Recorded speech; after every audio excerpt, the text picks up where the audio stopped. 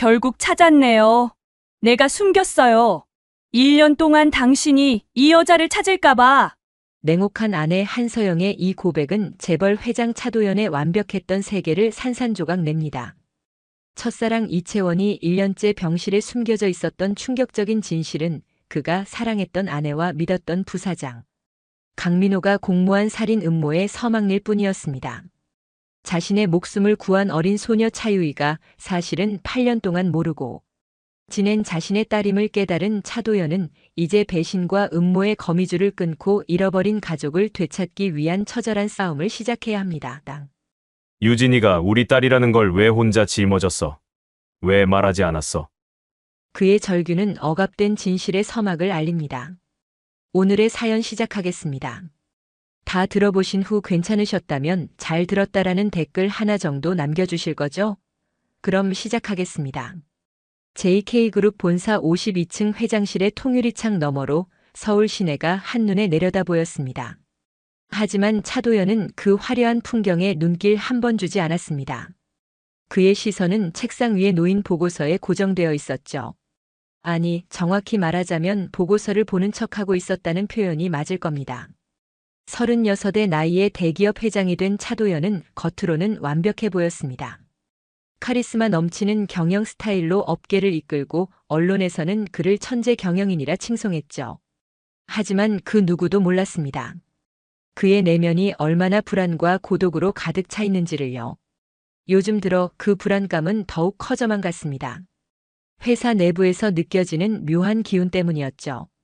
무엇이라 콕 집어 말할 수는 없었지만 누군가의 시선이 등 뒤에서 자신을 노려보고 있는 듯한 느낌이었습니다. 바로 그때였습니다. 사무실 문이 노크도 없이 열리더니 경비 책임자인 최만식이 급하게 들어왔습니다.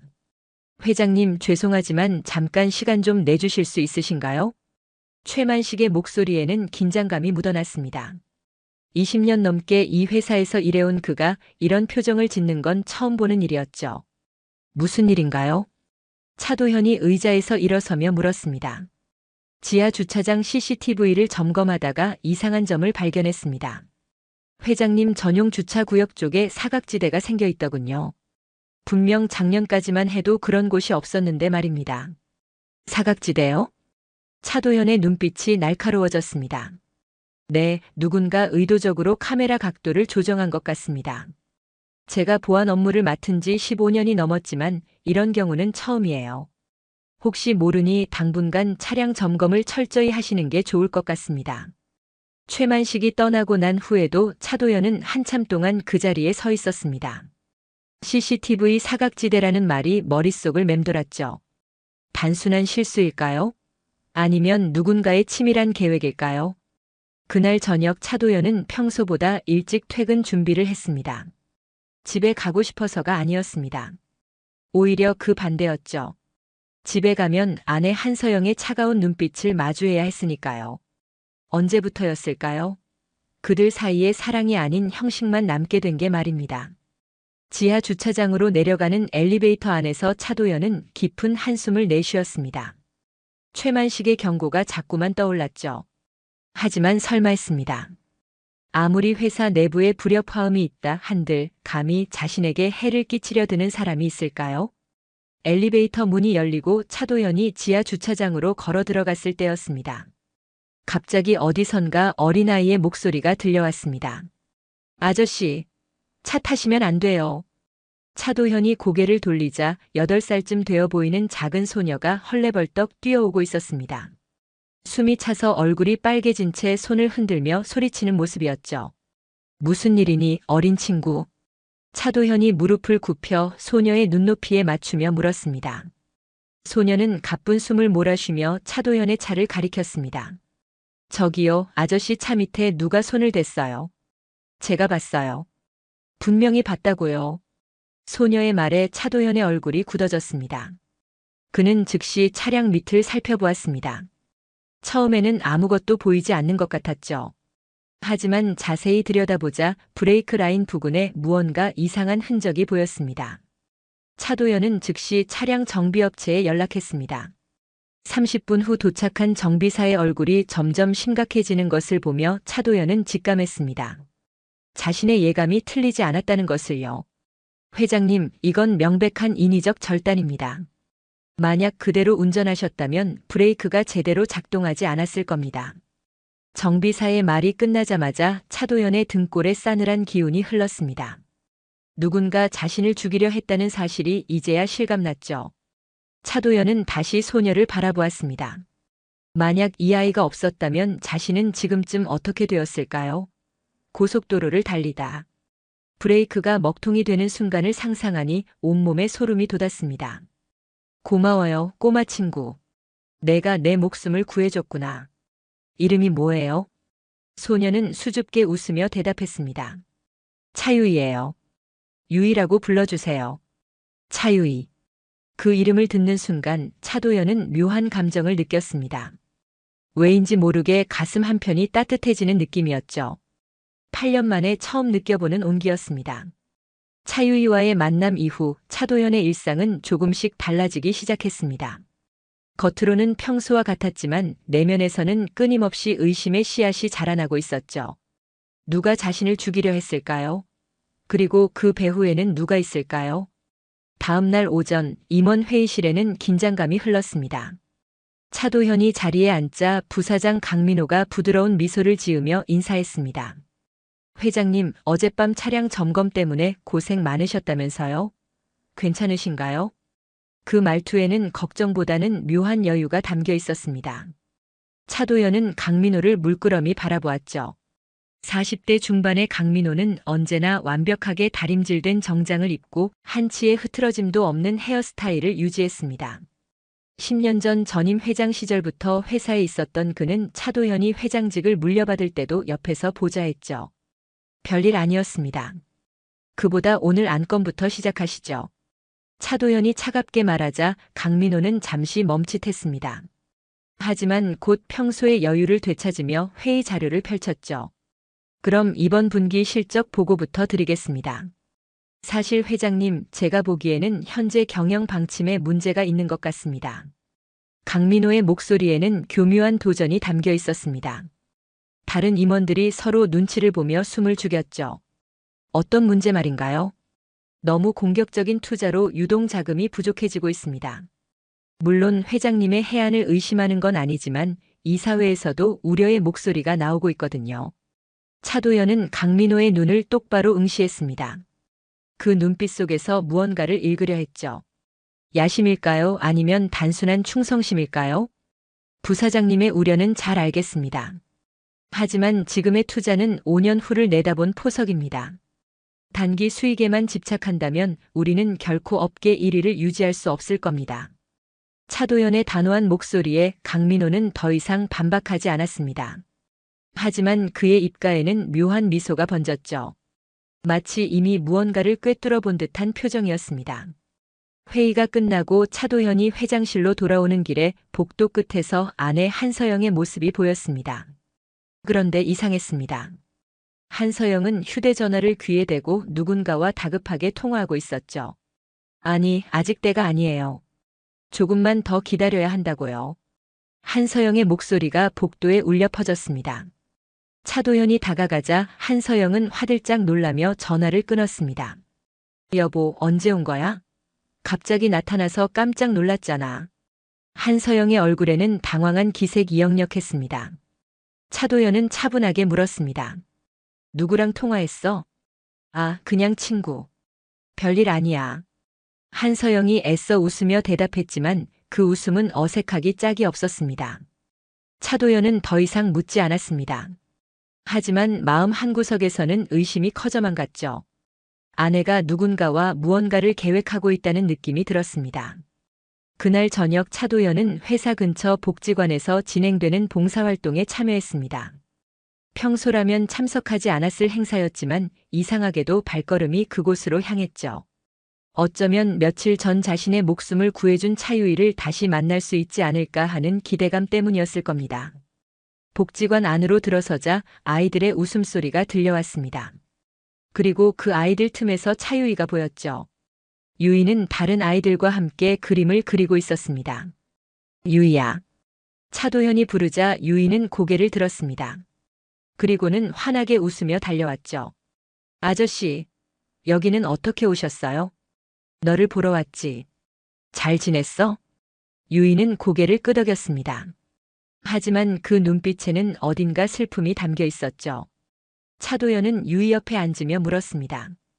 유이는 부모님이랑 같이 살아? 그 질문에 유이의 얼굴이 어두워졌습니다. 한참을 망설이던 유이가 조심스럽게 입을 열었죠. 엄마랑 둘이 살아요. 근데 엄마가 아프셔서 지금은 병원에 계세요.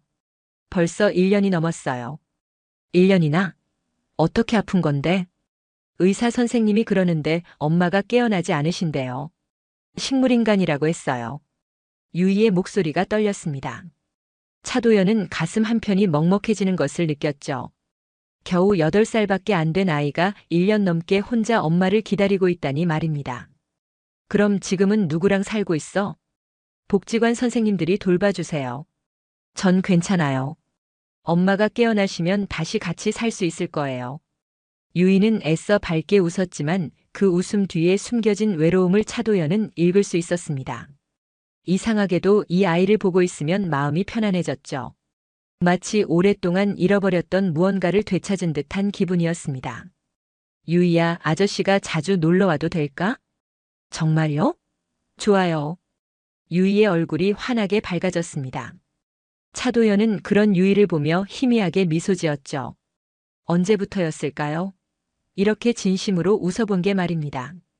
복지관을 나서며 차도연은 휴대전화를 꺼냈습니다. 한서영에게서 문자가 와 있었죠. 내용은 간단했습니다. 오늘은 늦을 것 같으니 먼저 자라는 말이었습니다. 차도연은 쓴웃음을 지었습니다. 아내는 점점 더 자주 집에 늦게 들어왔습니다. 그리고 그럴 때마다 강민호 역시 회사에 없었죠. 이제는 확신할 수 있었습니다. 그들 사이에 무언가 있다는 것을요. 차 안에서 차도연은 긴 한숨을 내쉬었습니다. 완벽해 보였던 그의 삶에 균열이 생기고 있었습니다. 하지만 이상하게도 두렵지 않았죠. 오히려 이제야 진실을 마주할 준비가 된 것 같았습니다. 차도연은 더 이상 기다릴 수 없었습니다. 브레이크 라인 절단 사건 이후 일주일이 지났지만 범인을 찾아내지 못한 채 불안한 나날을 보내고 있었죠. 누군가 자신을 노리고 있다는 확신만 커져갈 뿐이었습니다. 그는 보안팀장 박기태를 회장실로 불러들였습니다.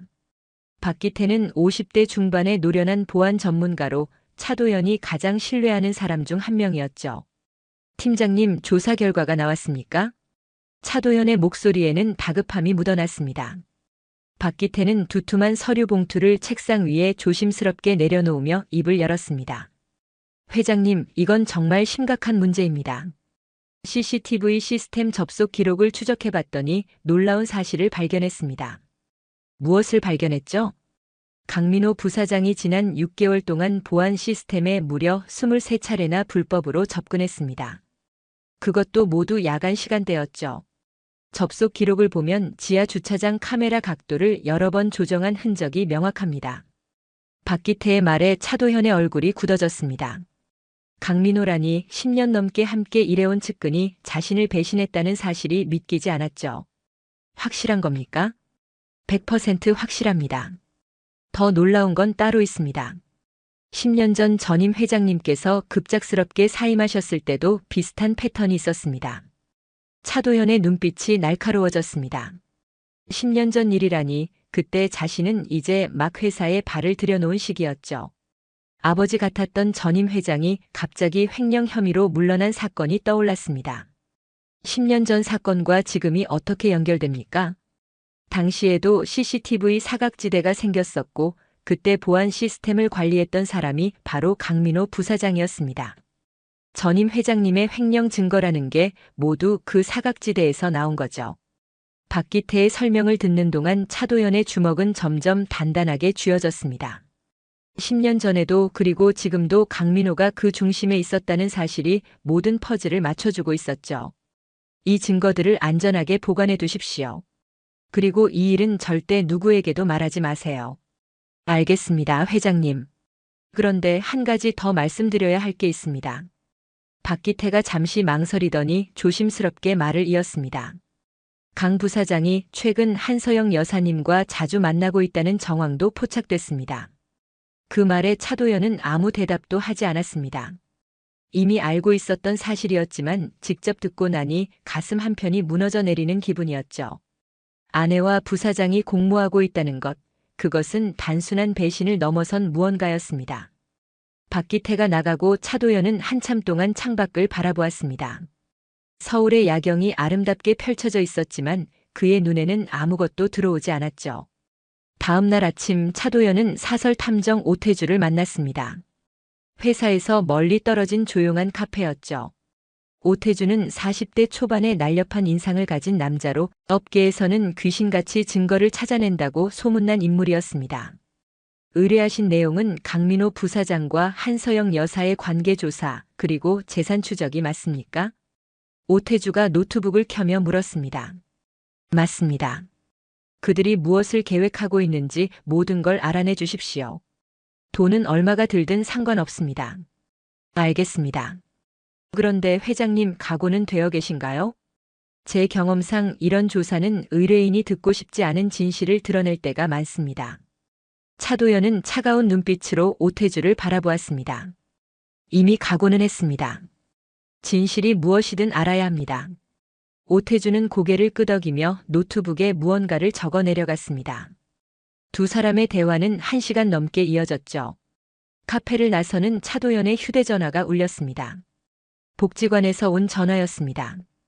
회장님, 차유이가 자꾸 회장님을 찾아서 연락드립니다. 혹시 시간 되시면 한번 들러주실 수 있으신가요? 차도연의 얼굴에 희미한 미소가 번졌습니다. 요즘 유일하게 마음이 편안해지는 순간은 유이를 만날 때뿐이었죠. 지금 바로 가겠습니다.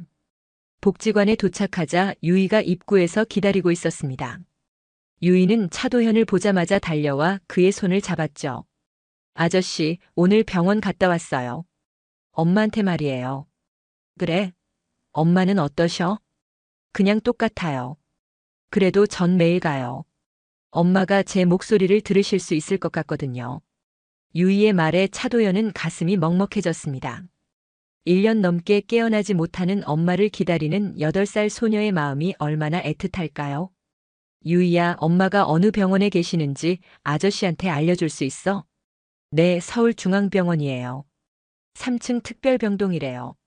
차도연은 그 정보를 머릿속에 새겨두었습니다. 왜인지 유이의 엄마에 대해 더 알고 싶어졌죠. 이 아이를 혼자 두고 1년이나 깨어나지 못하는 엄마는 어떤 사람일까요? 유이와 함께 시간을 보낸 후 차도연은 회사로 돌아왔습니다. 사무실에 들어서자 책상 위에 서류 봉투 하나가 놓여 있었죠. 박기태가 추가로 조사한 자료였습니다. 봉투를 열어보니 10년 전 전임 회장의 사건 기록이 상세하게 정리되어 있었습니다. 차도연은 한 장 한 장 넘기며 읽어내려갔죠. 그리고 마지막 페이지에 이르렀을 때 그의 손이 떨리기 시작했습니다. 10년 전 사건의 패턴과 지금 자신에게 벌어지고 있는 일들이 완벽하게 일치했습니다. CCTV 사각지대 조성, 회계 장부 조작 의혹, 그리고 갑작스러운 사고 위험까지 말이죠. 차도연은 창밖을 바라보았습니다. 강민호는 10년 전에도 이런 수법으로 전임 회장을 몰아냈습니다. 그리고 이제 같은 방법으로 자신을 제거하려 하고 있었죠. 이번에는 당하지 않을 거야. 차도연이 낮게 중얼거렸습니다. 그의 눈빛에는 강한 결의가 담겨 있었죠. 이제는 반격할 때였습니다. 일주일 후 차도연은 시내 한 호텔 라운지에서 탐정 오태주를 다시 만났습니다. 오태주는 두툼한 서류 가방을 들고 나타났죠. 그의 표정은 평소보다 훨씬 심각해 보였습니다. 회장님, 조사 결과가 나왔습니다. 솔직히 말씀드리면 제가 이 일을 한 지 15년이 넘었지만 이렇게 치밀한 계획은 처음 봅니다. 오태주가 서류를 꺼내 차도연 앞에 펼쳐놓았습니다. 첫 장부터 차도연의 얼굴이 굳어지기 시작했죠. 강민호와 한서영 여사는 지난 2년 동안 스위스에 비밀 계좌를 만들었습니다. 현재 그 계좌에는 약 300억 원이 예치되어 있습니다. 300억이요? 차도연의 목소리가 낮게 가라앉았습니다. 오태주는 다음 서류를 넘기며 계속 설명했죠. 더 심각한 건 이겁니다. 한서영 여사가 석 달 전 회장님 명의로 생명보험에 가입했습니다. 일반 사망 시 500억, 사고 사일 경우에는 1000억 원이 지급되는 보험입니다. 차도연은 서류를 들여다보았습니다. 분명 자신의 서명이 있었지만 전혀 기억이 나지 않았죠. 그날 밤 한서영이 계약서 몇 장에 사인해달라고 했던 게 떠올랐습니다. 회사 서류인 줄 알았는데 그게 바로 생명보험 계약서였던 거죠. 그뿐만이 아닙니다. 지난 한 달 동안 한서영 여사가 회장님의 와인에 수면제를 타고 있었다는 정황도 포착했습니다. 오태주가 작은 약병 사진을 보여주었습니다. 차도연은 최근 밤마다 유난히 잠이 깊게 들었던 이유를 이제야 알게 되었죠. 아내가 자신을 서서히 죽이려 하고 있었던 겁니다. 수면제를 먹인 이유가 뭡니까? 회장님을 깊은 잠에 빠뜨린 후 사고로 위장할 계획이었던 것 같습니다. 브레이크 라인 절단 사건처럼 말입니다. 다행히 그때는 차유이라는 소녀가 목격해서 실패했지만요. 차도연은 깊은 한숨을 내쉬었습니다. 10년을 함께 산 아내가 매일 밤 자신의 목숨을 노리고 있었다니 믿기지 않았죠. 아니, 어쩌면 진작에 알고 있었는지도 모릅니다. 다만 인정하고 싶지 않았을 뿐이었죠. 강민호와 한서영의 만남 기록도 있습니까? 물론입니다. 이 사진들을 보시죠. 오태주가 여러 장의 사진을 펼쳐놓았습니다. 호텔 로비에서 고급 레스토랑에서 심지어 강민호의 별장에서 찍힌 사진들이었죠. 두 사람은 연인처럼 다정하게 시간을 보내고 있었습니다. 차도연은 사진 한 장 한 장을 천천히 살펴보았습니다. 이상하게도 화가 나지 않았죠. 오히려 모든 게 명확해지는 기분이었습니다. 그동안 품었던 의심들이 모두 사실로 드러난 순간이었으니까요. 이 증거들을 법적으로 활용할 수 있습니까? 충분합니다. 특히 보험금 사기와 살인 미수 혐의는 확실하게 입증할 수 있습니다. 차도연은 서류들을 가방에 넣으며 일어섰습니다. 이제 반격을 시작할 때였죠. 오 탐정님 수고 많으셨습니다. 추가 비용은 내일 입금하겠습니다. 그리고 이 서류들의 사본을 하나 더 만들어서 안전한 곳에 보관해 주십시오. 알겠습니다. 조심하십시오, 회장님. 그들은 이미 선을 넘었습니다. 호텔을 나서는 차도연의 휴대전화가 울렸습니다. 집에서 걸려온 전화였죠. 한서영이었습니다. 여보, 오늘 저녁은 집에서 먹을 거지? 당신이 좋아하는 와인도 준비했어. 한서영의 목소리는 평소처럼 다정했습니다. 하지만 차도연은 이제 그 다정함 뒤에 숨겨진 도끼를 알고 있었죠. 오늘은 늦을 것 같아. 먼저 자. 차도연은 짧게 대답하고 전화를 끊었습니다. 더 이상 아내와 한 공간에 있고 싶지 않았죠. 그는 차를 몰고 복지관으로 향했습니다. 유이를 만나고 싶었습니다. 복지관에 도착하니 유이가 그림을 그리고 있었습니다. 차도연이 다가가자 유이는 환하게 웃으며 그림을 보여주었죠. 아저씨, 이거 봐요. 엄마 그림이에요. 그림 속에는 긴 머리의 여자가 침대에 누워 있고 그 옆에서 작은 소녀가 손을 잡고 있는 모습이 그려져 있었습니다. 차도연은 가슴이 뭉클해지는 것을 느꼈죠. 잘 그렸네. 유이는 엄마를 많이 사랑하는구나. 네, 엄마가 제일 좋아요. 아저씨도 좋아요. 유이가 수줍게 웃으며 말했습니다. 차도연은 유이의 머리를 쓰다듬어 주었죠. 이 아이 곁에 있으면 복잡했던 마음이 조금은 평온해졌습니다. 유이야, 아저씨가 내일 엄마 병원에 같이 가도 될까? 아저씨도 유이 엄마를 뵙고 싶어. 정말요? 좋아요. 엄마도 아저씨를 만나면 좋아하실 거예요. 다음 날 차도연은 유이와 함께 서울중앙병원을 찾았습니다. 3층 특별병동에 도착하니 한적한 복도 끝에 작은 병실이 있었죠. 유이가 문을 열고 들어갔습니다. 엄마, 유이 왔어요.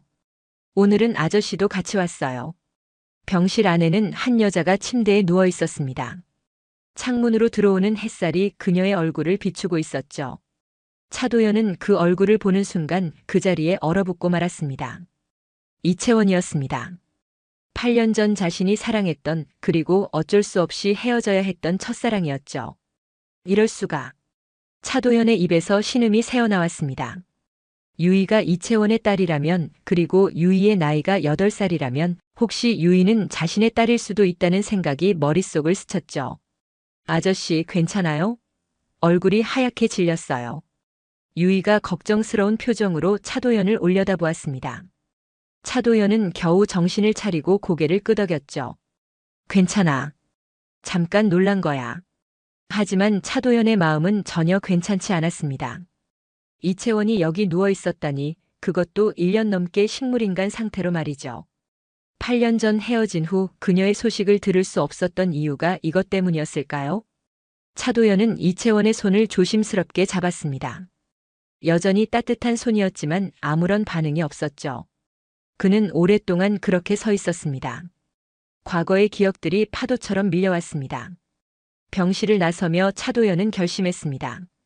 이채원이 왜 여기 있는지, 그리고 유이가 정말 자신의 딸인지 반드시 알아내야 했습니다. 그리고 만약 한서영이 이 일과 관련되어 있다면 절대 용서하지 않을 것이었죠. 이채원을 병원에서 발견한 다음 날 차도연은 긴급 이사회를 소집했습니다. 강민호와 정면으로 맞설 때가 온 것이죠. 회의실에는 15명의 이사들이 모여 있었습니다. 모두들 긴장한 표정이었죠. 차도현이 회의실 문을 열고 들어서자 강민호가 여유로운 미소를 지으며 인사했습니다. 회장님, 오늘 갑자기 이사회를 소집하신 이유가 뭡니까? 저희도 궁금합니다. 곧 알게 될 겁니다. 차도연은 차갑게 대답하며 상석에 앉았습니다. 박기태가 준비한 자료들이 이미 각 이사들 앞에 놓여 있었죠. 회의가 시작되자 강민호가 먼저 입을 열었습니다. 이사님들, 오늘 제가 먼저 말씀드릴 게 있습니다. 사실 최근 회장님의 행동이 매우 불안정합니다. 중요한 회의에 집중하지 못하시고 업무상 판단도 예전 같지 않습니다. 이사들이 웅성거리기 시작했습니다. 강민호는 계속해서 말을 이었죠.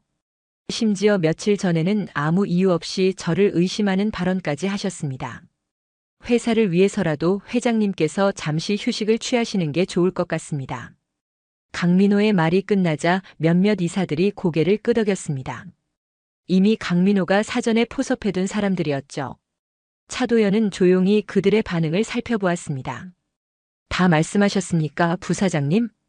차도연의 목소리는 평온했습니다. 오히려 그 평온함이 더욱 차가웠죠. 네, 이사님들께서 현명하게 판단해 주실 거라 믿습니다. 좋습니다. 그럼 이제 제 차례군요. 차도연이 프로젝터를 켰습니다. 화면에 CCTV 접속 기록이 떴죠. 강민호의 얼굴이 살짝 굳어지는 게 보였습니다. 이사님들, 이 기록을 보시죠. 지난 6개월 동안 우리 회사 보안 시스템에 불법으로 접근한 기록입니다. 총 23차례, 모두 야간 시간대였습니다. 화면이 넘어가자 지하 주차장 CCTV 화면이 나타났습니다. 카메라 각도가 조정되는 모습이 선명하게 보였죠. 누가 이런 짓을 했는지 아십니까? 바로 강민호 부사장입니다. 이사들이 충격받은 표정으로 강민호를 쳐다보았습니다. 강민호는 당황한 기색 없이 반박했죠. 이건 조작된 자료입니다. 회장님이 저를 모함하려고 만든 거예요. 조작이라고요? 그렇다면 이건 어떻게 설명하시겠습니까? 차도현이 다음 화면을 띄웠습니다. 스위스 은행 계좌 내역이었죠. 강민호와 한서영의 이름이 명시되어 있었고 300억 원이라는 거액이 표시되어 있었습니다. 부사장님, 이 돈은 어디서 나온 겁니까? 지난 2년 동안 회사 자금을 조금씩 빼돌린 거 아닙니까? 강민호의 얼굴이 창백해졌습니다. 옆에 앉아있던 감사이사가 서류를 넘기며 말했죠. 회장님, 이 내역을 보니 정말 회사 계좌에서 조금씩 빠져나간 금액과 일치합니다. 이건 명백한 횡령입니다. 이사회장 분위기가 순식간에 뒤집혔습니다. 아까까지 강민호 편을 들던 이사들도 입을 다물었죠. 차도연은 마지막 증거를 제시했습니다. 그리고 이건 제 차량 브레이크 라인이 절단된 사진입니다. 경찰 감식 결과 인위적인 절단으로 확인됐습니다. 누가 이런 짓을 했는지 이제 다들 아시겠죠? 강민호가 벌떡 일어섰습니다. 이건 모함입니다. 제가 왜 그런 짓을 하겠습니까? 왜냐고요? 10년 전에도 같은 방법을 썼잖습니까? 전임 회장님을 몰아낼 때 말입니다. 차도현의 말에 회의실이 조용해졌습니다. 10년 전 사건을 기억하는 이사들의 얼굴이 굳어졌죠. 10년 전에도 CCTV 사각지대가 만들어졌고 그때도 부사장님이 보안 시스템을 관리했습니다. 같은 패턴이 지금 반복되고 있습니다. 강민호는 더 이상 반박하지 못했습니다. 증거가 너무나 명확했죠. 이사회장이 엄숙한 목소리로 말했습니다. 강민호 부사장은 즉시 모든 직책에서 해임되며 횡령과 살인 미수 혐의로 고발 조치하겠습니다. 경비원들이 들어와 강민호를 데리고 나갔습니다. 강민호는 끌려가면서도 차도연을 노려보았죠. 그 눈빛에는 증오와 분노가 가득했습니다. 이사회가 끝나고 차도연은 회장실로 돌아왔습니다. 하지만 마음이 편하지 않았죠. 아직 해결해야 할 문제가 남아 있었습니다. 바로 한서영과의 대면이었습니다. 그날 저녁 차도연은 집으로 향했습니다. 현관문을 열고 들어서니 한서영이 거실 소파에 앉아 있었죠. 그녀는 이미 모든 걸 알고 있는 듯 했습니다. 당신이 올 줄 알았어. 한서영의 목소리는 차분했습니다. 차도연은 그녀 맞은편에 앉았죠. 이채원이 1년째 병원에 누워 있더군요. 당신이 숨긴 거야? 한서영의 얼굴이 일그러졌습니다. 그래. 내가 숨겼어. 1년 전 그 여자가 당신한테 연락하려고 했거든. 8년 만에 나타나서 딸 얘기를 하려고 했어. 딸이라니 무슨 소리야? 차도연의 목소리가 떨렸습니다. 한서영은 비웃듯 말했죠. 당신 정말 몰랐어? 차유이가 그 여자 딸이라는 거. 8년 전 당신들이 헤어진 후 이채원이 임신한 채로 혼자 딸을 낳아 키웠어. 차도연은 머릿속이 하얗게 변하는 걸 느꼈습니다. 유이가 이채원의 딸이고 그렇다면 자신의 딸일 가능성이 높다는 얘기였죠. 당신이 그걸 어떻게 알았어? 1년 전에 그 여자가 당신 회사로 찾아오려고 했어. 비서실에 연락까지 했지. 나는 그걸 알고 사람을 보냈어. 그 여자를 만나서 경고하려고. 한서영의 목소리에 도끼가 서렸습니다. 근데 그날 그 여자가 교통사고를 당했어. 아주 운이 좋았지. 나는 병원에서 그녀의 신원을 숨기고 익명 환자로 등록했어. 당신이 찾을까봐. 차도연은 주먹을 불끈 쥐었습니다. 1년 동안 이채원이 의식불명 상태로 누워 있었고 어린 유이가 홀로 엄마를 기다렸던 이유가 모두 한서영 때문이었던 거죠. 당신은 대체 왜 그런 짓을 한 거야? 왜냐고? 당신이 날 사랑한 적이 없잖아. 결혼한 지 10년이 됐지만 당신 눈에는 늘 다른 여자가 있었어. 이채원, 그 이름을 당신이 잠꼬대로 얼마나 많이 불렀는지 알아? 한서영의 목소리가 떨렸습니다.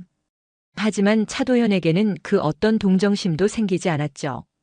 그래서 나를 죽이려 한 거야? 강민호와 짜고? 한서영은 대답하지 않았습니다. 침묵이 답이었죠. 차도연은 천천히 일어섰습니다. 경찰에 모든 걸 신고했어. 곧 당신도 체포될 거야. 현관문을 나서는 차도연의 뒤에서 한서영의 절규가 들려왔습니다. 당신도 똑같아. 나한테 한 번도 진심이 아니었잖아. 하지만 차도연은 뒤돌아보지 않았습니다. 그에게는 지금 더 중요한 일이 있었죠. 유이에게 돌아가는 것, 그리고 이채원을 깨우는 것이었습니다. 차도연이 한서영과의 대면을 끝내고 집을 나선 지 이틀 후 예상치 못한 일이 벌어졌습니다. 검찰에서 차도연을 긴급 소환했죠. 혐의는 횡령이었습니다. 회장님, 지난 2년간 회사 자금 300억 원이 불법적으로 해외 계좌로 빠져나갔습니다. 그 계좌가 회장님 명의로 되어 있습니다. 검사의 말에 차도연은 씁쓸하게 웃었습니다. 강민호와 한서영이 마지막 카드를 꺼낸 것이죠. 자신들의 범죄를 차도현에게 뒤집어 씌우려는 치밀한 계획이었습니다. 그 계좌는 제가 만든 게 아닙니다. 강민호 부사장과 제 아내가 제 명의를 도용해 만든 겁니다. 증거가 있습니까? 물론입니다. 차도연은 즉시 탐정 오태주에게 연락했습니다. 오태주가 보관하고 있던 모든 증거 자료를 검찰에 제출했죠. CCTV 조작 기록, 강민호와 한서영의 만남 사진, 그리고 실제 계좌 개설 당시의 필적 감정 결과까지 말입니다. 증거들을 검토한 검사의 얼굴이 점점 굳어졌습니다.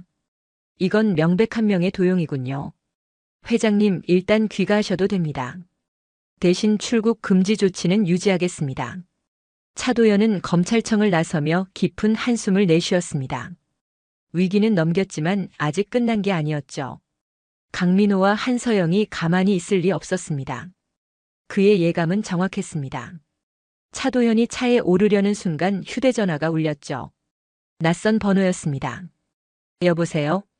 회장님, 오랜만입니다. 강민호의 목소리였습니다. 차도연의 온몸에 긴장이 흘렀죠. 무슨 일이요? 별일 아닙니다. 다만 회장님이 아끼시는 꼬마 친구가 지금 제 옆에 있다는 걸 알려드리려고요. 차도연의 심장이 멎는 것 같았습니다. 유의를 어떻게 했소? 아직은 아무것도 안 했습니다. 회장님이 협조만 해주신다면 말이죠. 저와 한서영 여사에 대한 고소를 취하하십시오. 그러면 이 아이를 무사히 돌려드리겠습니다. 차도연은 이를 악물었습니다.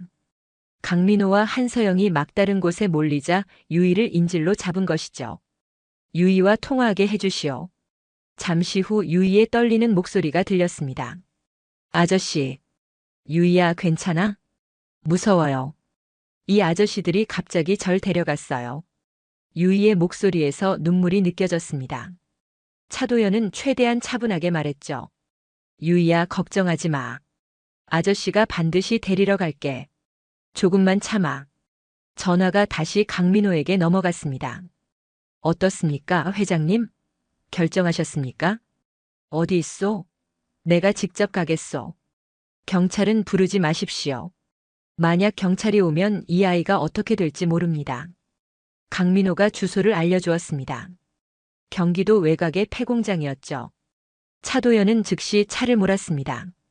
경찰에 신고해야 하나 고민했지만 유이의 안전이 최우선이었습니다. 1시간 후 차도연은 폐공장 앞에 도착했습니다.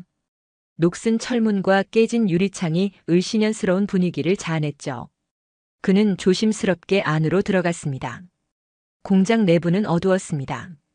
멀리서 희미한 불빛이 보였죠. 차도현이 그곳으로 걸어가자 강민호와 한서영이 나타났습니다.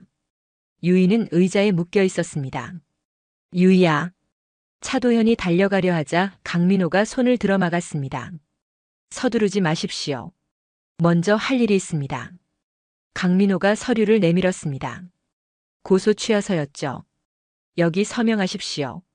그러면 이 아이를 돌려드리겠습니다. 차도연은 서류를 받아들었습니다. 하지만 서명하지 않았죠. 대신 강민호를 똑바로 바라보았습니다. 당신들이 정말 유이를 풀어줄 거라고 생각했을까? 나를 죽이려던 사람들이? 강민호의 얼굴이 굳어졌습니다. 차도연은 계속 말했죠. 10년 전에도 전임 회장님을 배신했고 지금도 나를 배신했소. 당신은 절대 약속을 지킬 사람이 아니오. 회장님, 지금 협상을 거부하시는 겁니까? 강민호의 목소리에 위협이 담겼습니다. 바로 그때였습니다. 공장 밖에서 사이렌 소리가 들려왔죠. 경찰이었습니다. 차도연은 오기 전에 오태주에게 연락해 두었습니다.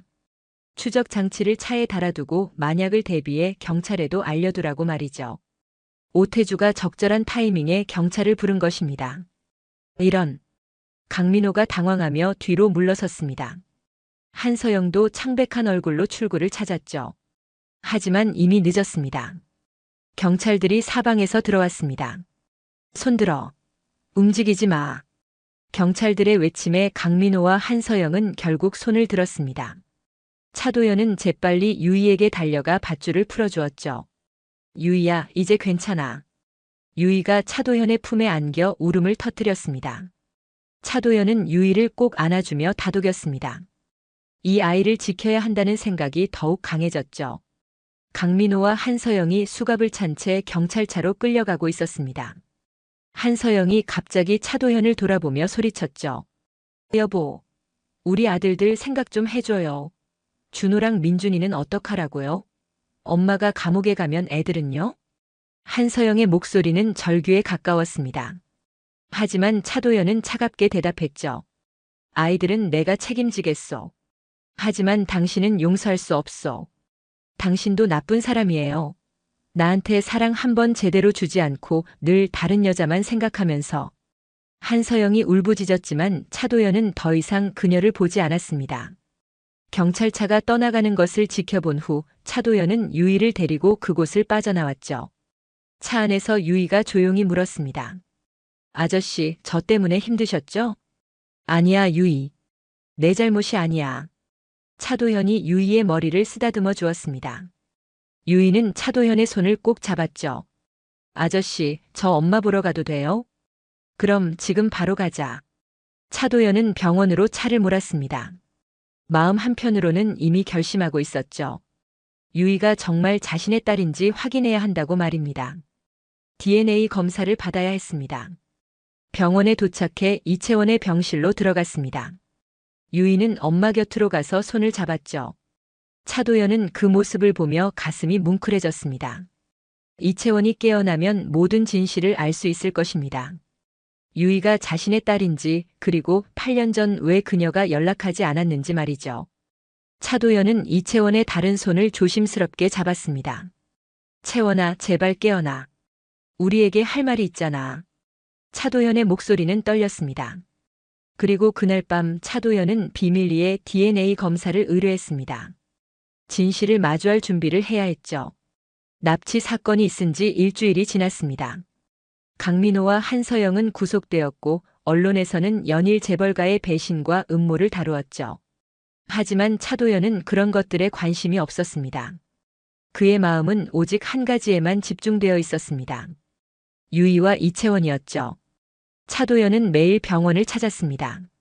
아침에 일어나면 가장 먼저 유이를 데리러 복지관에 갔고 함께 병원으로 향했죠. 유이는 엄마 곁에서 그림을 그리거나 책을 읽었고 차도연은 그런 유이를 지켜보며 조용히 시간을 보냈습니다.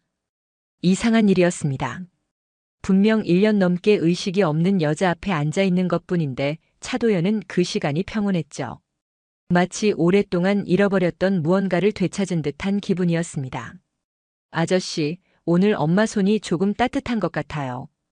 유이가 이채원의 손을 만지며 말했습니다. 차도현도 이채원의 손을 잡아보았죠. 정말 평소보다 따뜻한 것 같았습니다. 그래, 유이 말이 맞는 것 같네. 엄마가 곧 깨어나실지도 모르겠어. 정말요? 엄마가 깨어나면 아저씨한테 제일 먼저 소개시켜 드릴 거예요. 아저씨가 저를 많이 도와주셨다고 말씀드릴래요. 유이의 밝은 표정을 보며 차도연은 가슴이 먹먹해졌습니다. 만약 DNA 검사 결과가 자신이 예상한 대로 나온다면 유이에게 어떻게 말해야 할까요? 그동안 몰랐던 아빠가 사실은 바로 자신이었다고 말이죠. 그날 오후 차도연의 휴대전화가 울렸습니다. 병원 검사실에서 온 전화였죠. DNA 검사 결과가 나왔다는 연락이었습니다. 유이야, 아저씨가 잠깐 다녀올게. 엄마 옆에서 기다리고 있어. 네, 아저씨. 빨리 오세요. 차도연은 병실을 나와 검사실로 향했습니다. 복도를 걷는 발걸음이 유난히 무겁게 느껴졌죠. 검사실 문 앞에 서서 한참을 망설이다가 노크를 했습니다. 회장님, 들어오십시오. 담당 의사가 차도연을 맞이했습니다. 책상 위에는 봉투 하나가 놓여 있었죠. 결과가 나왔습니까? 차도연의 목소리는 떨리고 있었습니다. 의사는 천천히 봉투를 열어 서류를 꺼냈습니다. 회장님, 검사 결과 차유희 양과 회장님은 생물학적 부녀 관계가 확실합니다. 일치율이 99.9%입니다. 그 말을 듣는 순간 차도연은 의자에 주저앉고 말았습니다. 머릿속이 하얗게 변했죠. 예상은 하고 있었지만 막상 확인하니 충격이 엄청났습니다.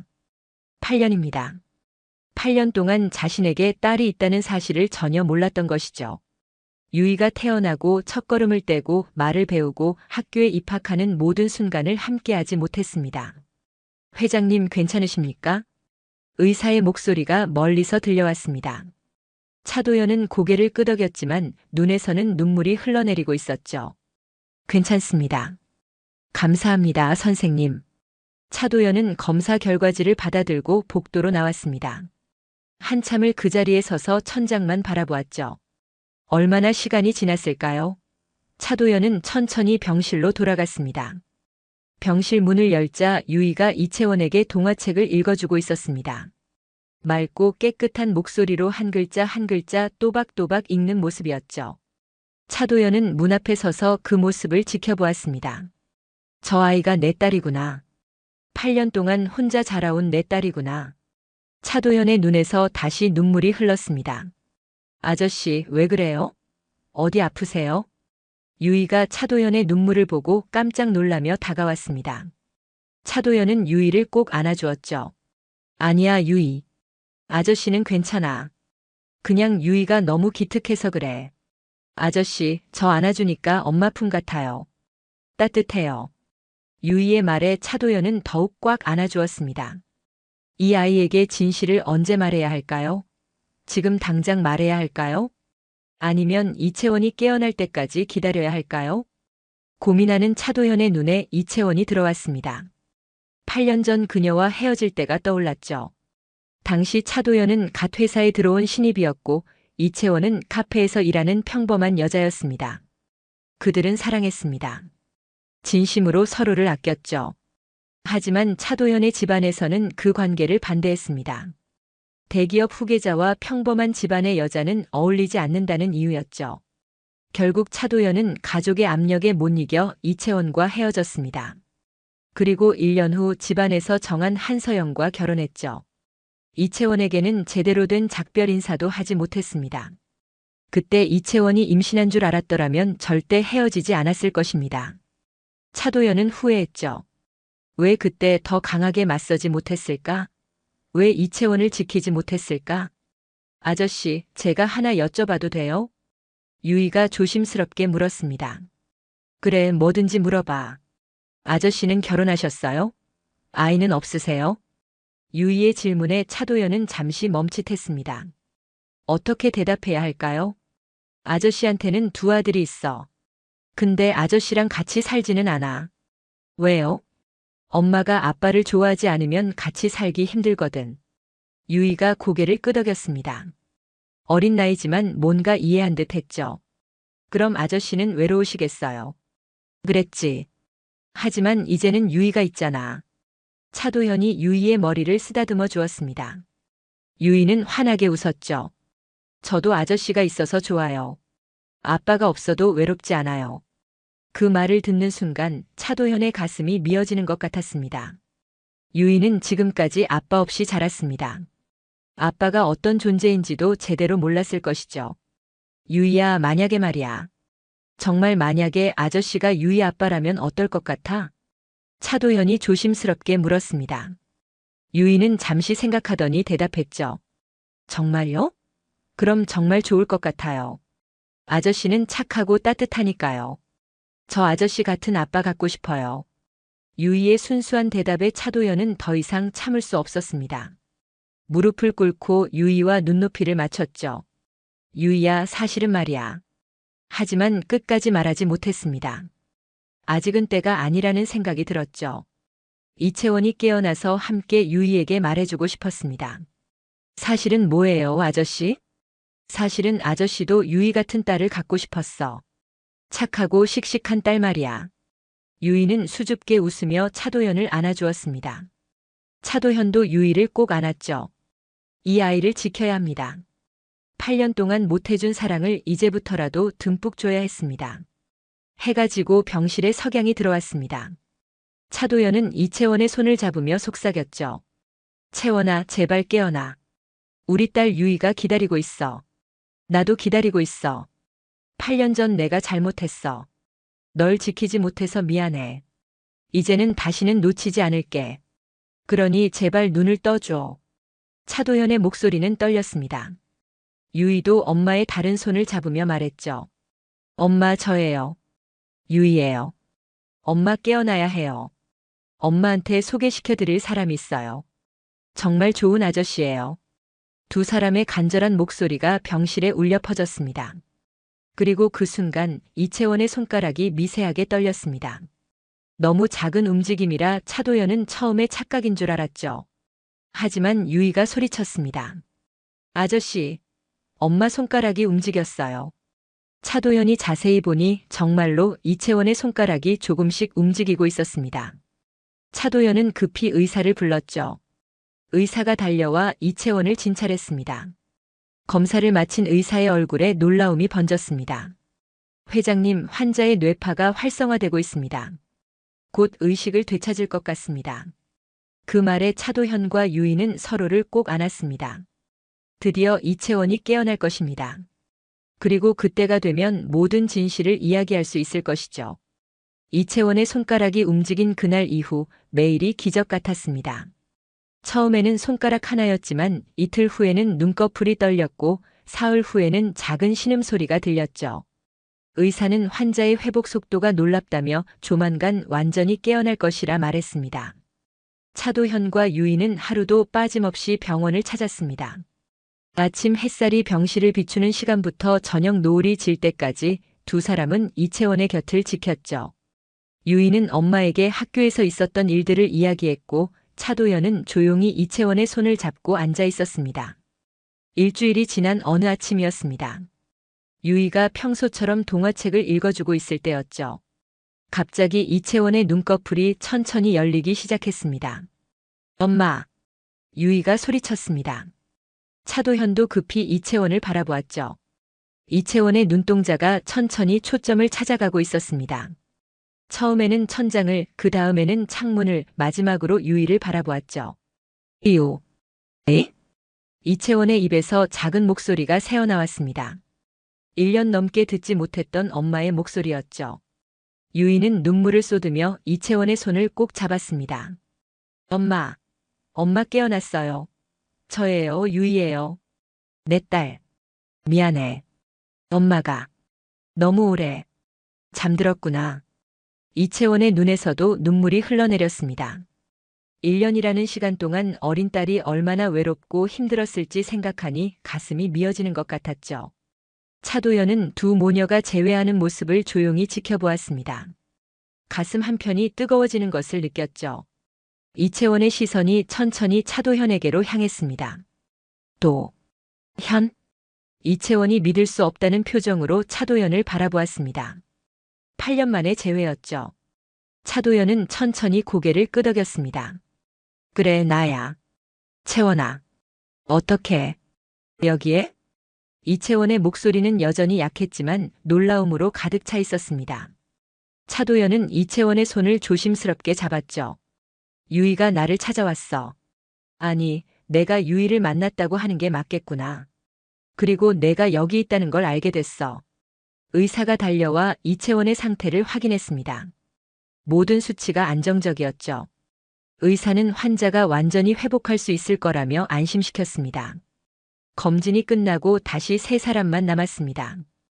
유이는 엄마 곁에 바짝 붙어 앉아 그동안 있었던 일들을 쏟아냈죠. 엄마, 저 혼자 잘 지냈어요. 복지관 선생님들이 돌봐주셨고요. 그리고 이 아저씨가 저한테 정말 잘해주셨어요. 매일 병원에 와서 엄마 손도 잡아주시고 저한테 맛있는 것도 사주시고요. 이채원은 차도연을 바라보았습니다. 그의 눈에 담긴 애정을 읽을 수 있었죠. 고마워, 도연아. 유이를 돌봐줘서. 고마워할 필요 없어. 내가 해야 할 일이었어. 차도연의 목소리가 떨렸습니다. 이채원은 무언가 느낀 듯 차도연을 물끄러미 바라보았죠. 유이야, 밖에 나가서 간호사 선생님께 엄마가 깨어났다고 말씀드리고 올래? 엄마랑 아저씨가 잠깐 이야기할 게 있어. 유이는 고개를 끄덕이고 병실을 나갔습니다. 문이 닫히자 이채원이 먼저 입을 열었죠. 도현아, 내가 너한테 말하려던 게 있었어. 1년 전에 말이야. 그날 내 회사로 가려고 했었어. 알아. 한서영이 다 말했어. 차도연의 목소리에는 분노와 슬픔이 섞여 있었습니다.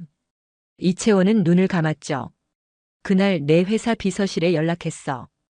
회장님을 뵙고 싶다고. 중요한 얘기가 있다고 했지. 근데 그날 사고가 났어. 누군가 나를 쫓아오더니. 그 다음은 기억이 안 나. 한서영이 사람을 보냈어. 너를 만나지 못하게 하려고. 그리고 사고 후에는 내 신원을 숨겼어. 내가 찾을 수 없게. 이채원의 눈에서 눈물이 흘러내렸습니다. 1년이라는 시간이 그렇게 흘러간 것이죠. 미안해, 채원아. 내가 너를 지키지 못했어. 8년 전에도 1년 전에도. 차도현도 눈물을 흘렸습니다. 이채원은 고개를 저었죠. 아니야. 내 잘못이 아니야. 나도 미안해. 8년 전 헤어질 때 임신 사실을 말하지 못했어. 너한테 짐이 될까봐. 내가 회사 일로 힘들어하는 걸 알았거든. 유이가. 우리 딸이 맞지? 차도연이 떨리는 목소리로 물었습니다. 이채원은 고개를 끄덕였죠. 그래. 유이는 내 딸이야. 우리 둘의 딸이야. 7개월 만에 태어났어. 작고 연약했지만 정말 예쁜 아기였어.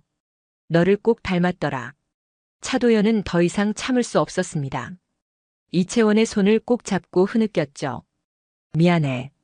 정말 미안해. 유이가 태어나고 자라는 동안 옆에 없어서 미안해. 혼자 힘들었을 텐데. 괜찮아. 유이는 정말 잘 자랐어. 착하고 씩씩하고 너처럼 다른 사람을 잘 배려하는 아이로 자랐어. 두 사람은 한참을 울었습니다. 8년 동안 쌓였던 그리움과 후회, 그리고 미안함이 모두 눈물로 흘러나왔죠. 문이 열리고 유이가 들어왔습니다. 두 어른이 우는 모습을 보고 놀란 표정이었죠. 엄마, 아저씨, 왜 우세요? 엄마 아프세요? 이채원이 유이를 불렀습니다. 유이야, 이리 와. 엄마가 할 말이 있어. 유이가 침대 옆으로 다가왔습니다. 이채원은 유이의 손을 잡고 차도현의 손도 함께 잡았죠. 유이야, 이 아저씨 있잖아. 사실은 아저씨가 아니야. 그럼 뭐예요? 유이가 고개를 갸우뚱거렸습니다. 차도현이 무릎을 꿇고 유이와 눈높이를 맞췄죠. 유이야, 나는 내 아빠야. 유이는 잠시 멍하니 차도현을 바라보았습니다. 그리고 천천히 차도현의 얼굴을, 이채원의 얼굴을 번갈아 보았죠. 정말요? 아저씨가 제 아빠세요? 차도현이 고개를 끄덕였습니다. 유이의 눈에 눈물이 고이기 시작했죠. 그럼 저한테도 아빠가 있었던 거예요? 다른 친구들처럼요? 그래. 내 옆에 늘 있었어. 다만 유이가 몰랐을 뿐이야. 아빠가 미안해. 진작 알아보지 못해서. 유이가 차도현의 품에 안겼습니다. 그리고 한참을 울었죠. 기쁨의 눈물이었습니다. 아빠, 아빠. 유이가 계속 그 말을 반복했습니다. 차도현도 유이를 꼭 안으며 눈물을 흘렸습니다. 이채원도 두 사람을 보며 미소 지으며 울었죠. 유이야, 앞으로는 엄마랑 아빠랑 셋이서 함께 살 거야. 절대 떨어지지 않을 거야. 차도현의 말에 유이가 고개를 끄덕였습니다. 정말요? 진짜 가족이 되는 거예요? 그럼 우리는 이미 가족이야. 처음부터 그랬어. 세 사람은 한참을 그렇게 안고 있었습니다. 병실 창문으로 따뜻한 햇살이 들어왔죠. 긴 어둠의 터널을 지나 마침내 빛을 만난 순간이었습니다. 며칠 후 이채원은 완전히 회복되어 퇴원했습니다. 차도현은 그들을 위해 새 집을 준비했죠. 넓은 정원이 있는 따뜻한 집이었습니다. 이사한 첫날 저녁, 세 가족은 거실에 둘러앉아 저녁을 먹었습니다. 유이는 엄마와 아빠 사이에 앉아 행복한 표정으로 밥을 먹었죠. 아빠, 내일 학교에서 가족 그림 그리기 숙제가 있어요. 이제 엄마랑 아빠 다 그릴 수 있어요. 유이의 말에 차도현과 이채원은 서로를 바라보며 미소 지었습니다. 그래, 우리 가족 멋지게 그려줘. 식사가 끝나고 유이가 잠든 후 차도현과 이채원은 정원에 나와 별을 바라보았습니다. 도현아, 정말 괜찮아? 내 인생이 완전히 바뀐 거잖아. 이채원이 조심스럽게 물었습니다. 차도현은 이채원의 손을 잡았죠. 괜찮은 게 아니야. 이게 내가 진짜 원했던 삶이야. 10년 동안 잘못된 길을 걷고 있었어. 이제야 제대로 된 길을 찾은 거야. 고마워. 유이를 받아줘서. 우릴 받아줘서. 내가 고마워. 나한테 다시 기회를 줘서. 아빠가 될 기회를 줘서. 두 사람은 포옹했습니다. 과거의 아픔과 후회는 이제 놓아주기로 했죠.